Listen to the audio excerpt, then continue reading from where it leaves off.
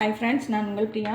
இப்போ வந்து பேச்சுலருக்காக ஒரு இட்லி சாம்பார் எப்படி வைக்கிறதுன்னு பார்க்கலாம். கொஞ்சமாக துவரம் பருப்பு 10 நிமிஷத்துக்கு முன்னாடி ஊற வச்சுக்கோங்க. வெங்காயம், பச்சை மிளகாய், தக்காளி அதையும் சேர்த்துக்கலாம். அது கூடவே முருங்கைக்காய்,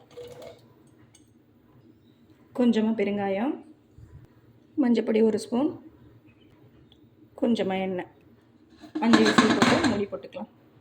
சாம்பாருக்கு ஒரு மசாலா ரெடி பண்ணிக்கலாம். மிளகு, ஜீரகம், சோம்பு, கடலைப்பருப்பு இது எல்லாத்தையும் வதக்கிக்கோங்க.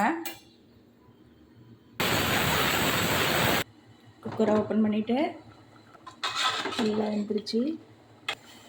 அரைச்சி வச்ச பொடி கூட ஒரு 4 பச்சை மிளகாய் சாம்பார் இது, அதையும் கலந்துக்கலாம். மிளகாத்தூள்லாம் எதுவும் கிடையாது.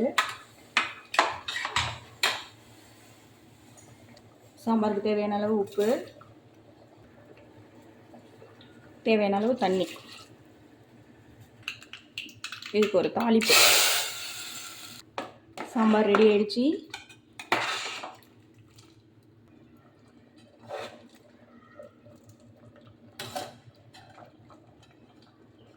சாப்பிட்றதுக்கு சாம்பார் ரெடி ஆயிடுச்சு. இந்த வீடியோ பிடிச்சிருந்துச்சுன்னா லைக் பண்ணுங்கள், ஷேர் பண்ணுங்கள், சப்ஸ்கிரைப் பண்ணுங்கள். Thank you friends.